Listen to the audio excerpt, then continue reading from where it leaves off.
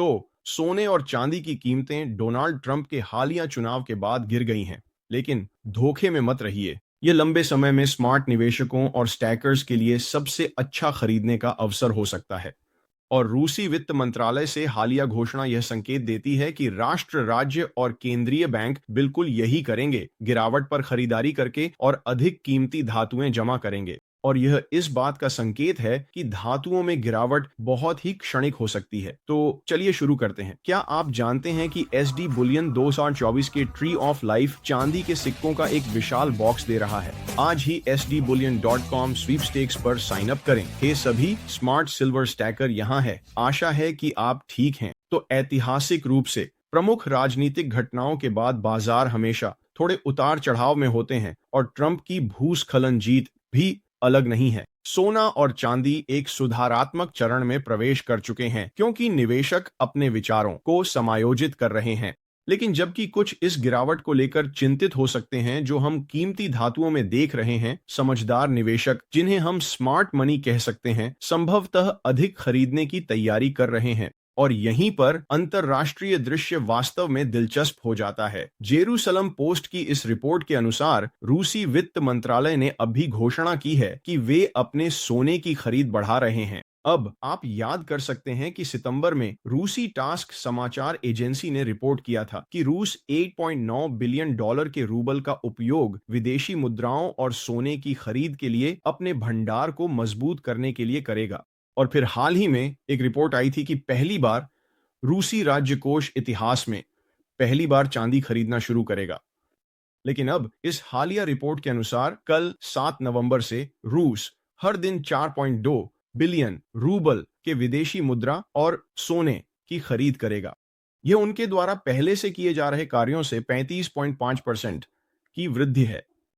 और स्पष्ट रूप से रूस यहां सोने की कीमत में आ रही गिरावट का लाभ उठाकर और अधिक ठोस संपत्तियां जमा कर रहा है। लेकिन अन्य ब्रिक्स देशों के बारे में क्या? खैर, हमारे पास चीन में एक दिलचस्प अपडेट है। आधिकारिक रूप से पीबीओसी ने कहा है कि उन्होंने अक्टूबर में सोने की खरीद फिर से शुरू नहीं की है। लेकिन मेरा मतलब है, क्या हम वास्तव में इस पर विश्वास करते हैं? यह व्यापक अटकलें हैं कि चीन चुपचाप पर्दे के पीछे सोना जमा कर रहा है, जबकि उन्होंने घोषणा की है कि उनके आधिकारिक भंडार समान बने हुए हैं। लेकिन चीन एक ऐसे भविष्य की तैयारी कर रहा है जहां डॉलर अपनी कुछ प्रभुत्व खो देता है, और मुझे संदेह है कि वे सोने की कीमत में इस गिरावट को भी एक अवसर के रूप में देखेंगे। वास्तव में नए ट्रंप प्रशासन के तहत संभावित व्यापार युद्ध चीन के लिए सोने की खरीद जारी रखने का और भी एक कारण है। सोना, चाहे वे इसकी घोषणा करें या नहीं, वास्तव में उनके सर्वोत्तम हित में यह है कि वे इसे गुप्त रखें, ताकि वे सोने की कीमतों को कम रख सकें और सस्ते में अधिक जमा कर सकें। और यह सभी ब्रिक्स देशों के बीच एक प्रवृत्ति है। हाल ही में भारत ने लंदन से अपने आधिकारिक सोने के भंडार के 102 टन को वापस लाकर चर्चा में रहे। वे सोने को केवल एक वित्तीय संपत्ति के रूप में नहीं, बल्कि एक वित्तीय संपत्ति के रूप में रखना चाहते हैं। यह एक प्रवृत्ति है, और इसलिए एक संपत्ति जिसमें प्रतिकारी जोखिम नहीं होता। यही कारण है कि वे अपने स्वयं के भौतिक सोने का स्वामित्व ले रहे हैं। आप जानते हैं, वे समझते हैं कि यह, जैसा कि हम स्टैकर लंबे समय से कहते आ रहे हैं, अगर आप इसे नहीं रखते तो आप इसका मालिक नहीं हैं। और जबकि डॉलर के हथियारकरण और प्रतिबंधों को ट्रंप प्रशासन के तहत संभवतः कम किया जा सकता है, डॉलर से मुक्ति की बात पहले ही सामने आ चुकी है, और यह संभावना नहीं है कि अमेरिका में नेतृत्व परिवर्तन से सोने की मांग कम होगी। विदेशी देशों ने पहले ही देखा है कि यदि आप अमेरिका के साथ भू राजनीतिक रूप से गलत पक्ष पर हैं, तो क्या संभव है, जैसे कि रूसी संपत्तियों का फ्रीज होना। और इसी कारण वे भौतिक बुलियन जैसे प्रतिबंध प्रूफ संपत्तियों को हासिल करना जारी रखना चाहेंगे, चाहे वह सोना हो या चांदी।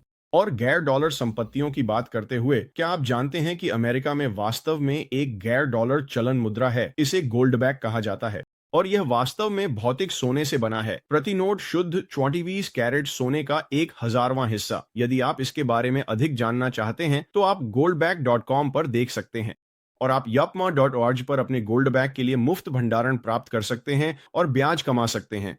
इस गैर डॉलर हार्ड मुद्रा के बारे में अधिक जानने के लिए विवरण में एक लिंक है। लेकिन आइए इस बातचीत को अमेरिका की घरेलू स्थिति और विशेष रूप से कल की FOMC बैठक और प्रेस कॉन्फ्रेंस पर वापस लाते हैं। अब पूर्वानुमान के अनुसार फेडरल रिजर्व ने एक बार फिर 25 आधार अंकों से दरें घटाई, लेकिन वास्तव में यह कहानी नहीं है। मेरा मतलब है उन्हें कटौती करनी पड़ी, इसके बावजूद कि अमेरिकी ट्रेजरी यील्ड बढ़ रही है। नए ट्रंप प्रशासन के साथ महंगाई की उम्मीदें बढ़ रही हैं। बहुत संभव है उन्हें दरें बढ़ानी चाहिए थीं, न कि घटानी। निश्चित रूप से राजनीतिक रूप से यह फेड के लिए एक पूरी तरह से असंभव कदम था। अगर वे ट्रंप के चुनाव के तुरंत बाद दरें बढ़ाने लगते तो कैसा दिखता? यह राजनीतिक रूप से प्रेरित दिखता। इसलिए उनके पास कटौती करने के अलावा कोई विकल्प नहीं था। लेकिन मेरे लिए दर में कटौती उस प्रेस कॉन्फ्रेंस में, उस बैठक में होने वाली सबसे दिलचस्प चीज नहीं थी। जो चीज कहीं अधिक दिलचस्प थी वह सवाल था जो जेरोम पॉवेल से पूछा गया कि क्या वह इस्तीफा देंगे या नहीं। यदि डोनाल्ड ट्रंप द्वारा इस्तीफा देने के लिए कहा गया तो जेरोम पॉवेल ने बहुत संक्षिप्त नहीं में जवाब दिया। उन्होंने आगे कहा कि उन्हें नहीं लगता कि फेडरल रिजर्व के अध्यक्ष को हटाने के लिए किसी राष्ट्रपति के पास कोई कानूनी आधार है। अब मेरी सामान्य समझ के अनुसार इसके कानूनी पहलुओं के बारे में यह वास्तव में संभव है कि एक राष्ट्रपति फेडरल रिजर्व के अध्यक्ष को हटा सके, लेकिन केवल तभी जब उनके पास कारण हो, और वह वाक्यांश कारण के साथ को व्यापक रूप से इस अर्थ में व्याख्यायित किया जाता है कि कोई न कोई महत्वपूर्ण गलत काम है फेडरल रिजर्व के अध्यक्ष की ओर से। राष्ट्रपति उन्हें केवल इसीलिए नहीं हटा सकता क्योंकि वह ऐसा चाहता है, लेकिन इस बात का उल्लेख होना बहुत दिलचस्प है। यह बहुत महत्वपूर्ण है। क्यों? क्योंकि ट्रंप ने खुलकर कहा है कि वह मानते हैं कि राष्ट्रपति को फेड की ब्याज दर के निर्णयों में उद्धरण एक राय रखनी चाहिए। यह विचार उठाना कि वह जेरोम पॉवेल को अध्यक्ष के रूप में हटा सकते हैं और शायद उन्हें किसी ऐसे व्यक्ति से बदल सकते हैं जो उन्हें अधिक पसंद हो, मुझे यह सुझाव देता है कि हम एक ऐसे युग की ओर बढ़ सकते हैं जहां अत्यधिक कम ब्याज दरें एक राष्ट्रपति द्वारा बनाई जाएंगी जो सस्ते उधारी को बनाए रखना चाहता है। ट्रंप ने आखिरकार कर कटौती के बारे में बहुत सारे वादे किए हैं और मुझे लगता है कि हम शायद उन्हें प्राप्त करने जा रहे हैं। आप जानते हैं, टिप्स पर कोई कर नहीं, पूर्व सैनिकों पर कोई कर नहीं, सामाजिक सुरक्षा पर कोई कर नहीं, और मुझे लगता है कि यहाँ कर कटौती के बारे में बात करना बहुत अच्छा है। इसमें कुछ भी गलत नहीं है। लेकिन बात यह है कि यह बहुत संभव है कि खर्च में कटौती के बारे में जो वादे हमें मिले हैं वे वास्तव में प्रकट नहीं होंगे। मेरा मतलब है यह समझना मुश्किल है कि ट्रंप प्रशासन वास्तव में किस खर्च को काटने की योजना बना रहा है। निश्चित रूप से रक्षा खर्च नहीं, निश्चित रूप से मेडिकेयर नहीं, निश्चित रूप से सामाजिक सुरक्षा नहीं। वास्तव में सामाजिक सुरक्षा की लागत वास्तव में इस तथ्य के कारण बढ़ने वाली है कि हम सामाजिक सुरक्षा भुगतानों पर कर हटाए जाने की संभावना देख सकते हैं। अब शायद ट्रंप राष्ट्रीय आर्न पर ब्याज की लागत को कम कर सकते हैं, लेकिन यह फिर से केवल केंद्रीय बैंक के हस्तक्षेप द्वारा ही संभव हो सकता है ताकि देश को सामान्य स्थिति में लाया जा सके। नई ट्रेजरी आर्न की पेशकश खरीदना और ब्याज दरों को कम करना, और यह निश्चित रूप से कीमती धातुओं के लिए बहुत सकारात्मक होगा और बहुत महंगाई भी लाएगा। लेकिन यहाँ की मुख्य बात यह है कि भले ही सभी विवेकाधीन खर्चों को वास्तव में काट दिया जाए, हम फिर भी उन सभी अन्य खर्चों के साथ एक आरण और घाटे के दुःस्वप्न में होंगे, और विवेकाधीन खर्चों में कटौती भी कांग्रेस में रुकी हुई होने की संभावना है। अब ये नीतियां संभावित रूप से करों में कटौती करने और खर्च को बनाए रखने या यहाँ तक कि बढ़ाने की हैं। अल्पकालिक में हाँ, वे अर्थव्यवस्था के लिए बहुत, आप जानते हैं, उत्तेजक हो सकते हैं, लेकिन वे लगभग निश्चित रूप से बहुत अधिक महंगाई भी लाएंगे। और मुझे विश्वास है कि यह लंबे समय में सोने और चांदी को नए रिकॉर्ड उच्चतम स्तर पर ले जाएगा, और यह कदम निश्चित रूप से रूस, चीन और भारत जैसे अंतर्राष्ट्रीय खिलाड़ियों, केंद्रीय बैंकों और उच्च निवल मूल्य वाले व्यक्तियों द्वारा मजबूत किया जाएगा जो कठिन संपत्तियों में निवेश कर रहे हैं, क्योंकि वे वास्तव में समझते हैं कि हमारे लिए क्या आगे है। और मूल रूप से इसका मतलब यह है कि जबकि मुख्य धारा इस सुधारात्मक चरण के दौरान अपने कुछ कागजी सोने और चांदी की स्थिति बेच सकती है, समझदार पैसे का संचय जारी रहेगा।